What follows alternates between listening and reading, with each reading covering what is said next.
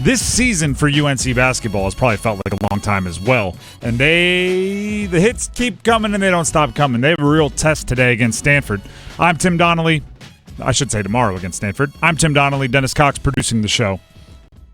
UNC is starting to turn some things around. We talked about it yesterday. Right? They're starting to play their roster in a way that makes sense. They're starting to understand their roles. They've won a handful of games in a row. The SMU game, as well as their most recent game against Cal, I think have been two of their best games of the year. And when two of your best games of the year come in the last 3 or 4 games, you're doing something right. And you win a rivalry game against NC State mixed in there, which we all know in rivalry games you can throw out the records. Now you get Stanford. And Stanford, how's that a big test? Right? All we've done this entire year is talk about how the ACC, the bulk of the ACC is down. There's not any juggernaut team. So facing Stanford, why would you say that's a big test? It's a matchup thing. Max Raynaud is one of the few accomplished, experienced, proven, productive 7-foot big men in the ACC. This is not a potential thing. This is not, he has all the skills thing. This is he's leading the ACC in points and rebounds thing. About 21 points, about 11 rebounds per game. That's leading both. So this isn't hypothetical. They've got a legitimate big man. It's going to be all ACC. Might be ACC Player of the Year. If Stanford can somehow, have whatever the minimum amount of team success is for somebody to win whatever that award is, then if they get to that threshold, there's a good chance he's your ACC Player of the Year.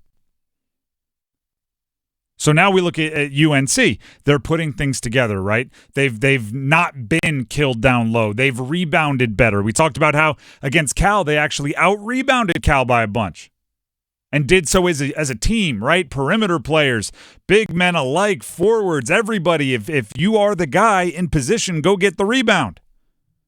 Now, it's one thing to do that against Cal. The biggest player who plays any kind of significant minutes for them is 6'9". It's another thing to do it when there's a 7-footer that makes part of his game being an elite rebounder out there on the floor. Hubert Davis, their head coach, UNC, talked about his team playing a full 40 minutes on defense versus Cal. This is what it sounded like. This is the first time in a long time where we played defense the entire game. Usually in the second half, I think the last 5 games, teams were shooting 51% average in the second half against us. And so, when we at halftime, we said, are we going to be able to put 2 halves together, or, what kind of team are we going to be in the second half? And so to be able to put 2 halves together defensively, rebounding the basketball. We out-rebounded them by 12. Cal is one of the best rebounding teams in our conference, and particularly from, getting second-chance opportunities. I thought we did a much better job of that in the second half, and probably the only box that we didn't check was, we had more turnovers than assists, but we only had 10 turnovers. And I just thought our job defensively, being able to defend and not put them on the free throw line, that's been a problem for us. It was a problem for us against Notre Dame, against Louisville. And it's one that will be tested exponentially against Stanford. Because, like I said, if you're gonna not get bullied and be an undersized team, your perimeter player is gonna have to help. Seth Trimble's gonna have to rebound. Ian Jackson's gonna have to rebound. Drake Powell's gonna have to play bigger than he is. But make no mistake about it, it still is a heavy burden on your big men. Someone like Jalen Washington has to play huge in a game like this, and he has to stay on the floor. Right? UNC's already battling a size disadvantage in this one, so you can't have the few guys on your team that are within a half a ruler, right? Like 4 or 5 inches of Raynaud. You have to have those guys stay available. So this is how like a development of a team works, right? You do some good things. There's going to be a different way to test it. You're a team that needs to shoot better. You start hitting a little bit of a rhythm. Now you're going to face teams that prioritize getting you off the three-point line, or you're going to face a team that has better perimeter defense, or you're going to face a team that also shoots the three, so you're not trading twos for threes, you're trading threes for threes. Like, there's always another test. And UNC, right, I'm starting to see the victory laps. Right? I'm starting to see the fan base saying, oh, remember when everybody wanted to fire Hubert? I'm starting to see remember when they lost 3 games and everybody was being harsh? 3 games in a row. Granted, it's a very good teams, but remember when they lost 3 games, Auburn, whoever? Now look at us. 5-1 in the ACC. Won a handful of games in a row. Ian Jackson scoring at a high clip. And I'm going, before you victory lap, make sure you've solidified the causes for some of those results earlier on.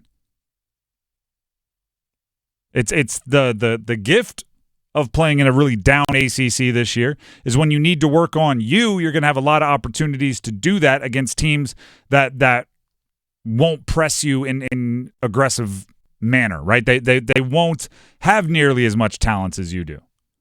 The curse of having a down ACC is you're not really sure what's fool's gold and what's real gold. Are we actually turning things around? Are we actually a much better rebounding team? Are we actually solving our problems where teams that have a size advantage over us can push us around? Are we actually doing that? Or are we just facing teams that can't take advantage of the flaws that we have? Cal and Stanford, I wouldn't even say are hugely different. I think Stanford's a better team. I wouldn't say they're hugely different as far as like overall talent, but it's different talent. And it just so happens to be that Stanford's best player is matched up with a UNC deficiency, which makes it a different all-hands-on-deck style challenge. Test. I'm counting it as a test. And not a midterm either, right? It's not a final. It's a test. If you fail it, you can still come in and work on it, right? There's still tutoring available. There's still time for that sort of thing.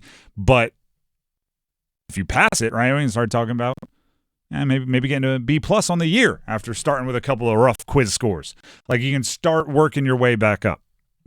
Continue working your way back up. And then the other thing, right, because this happens with every team, right? You focus so hard on this one test. All right, they have Raynaud. All right, he's this ACC leading scorer, leading rebounder. This is the guy we need to focus on. You also can't ignore what you've been doing well, right? Like, everybody has to rebound or else we're going to get smoked. Everybody has to be ready to help double team in the post. Everybody has to be ready to do this. True. Got you. You know what else is also true? Like Ian Jackson, you still have to score 20. Right? That might not seem as related to the specific test of this game, but the last 7, when UNC has really started to show signs of life, that's been a key catalyst. You can't forget that. Right? And the same is true for the other guys. If R.J. Davis wants to knock down a couple threes, that could help a bunch. If Drake Powell wants to knock down a 3, that could help a bunch.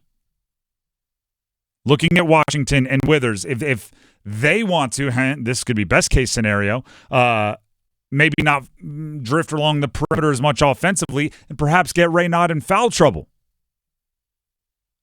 Right? Maybe drive into his chest and understand it's going to be a physical game. Make the ref blow the whistle.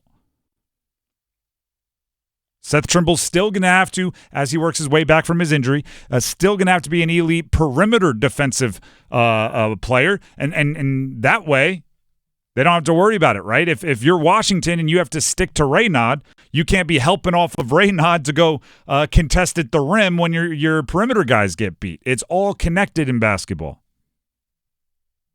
It's very much not, and I always make this joke, right? Because I played football. You don't play 8 seconds, then stand around and talk for 40 seconds like you do in football.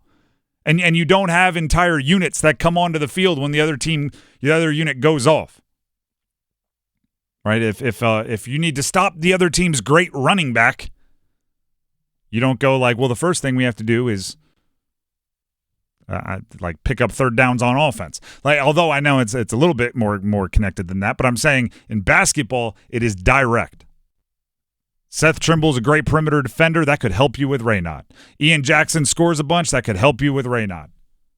You need to do what you do best, not just focus on the test for this one. And all that rhyming was unintentional.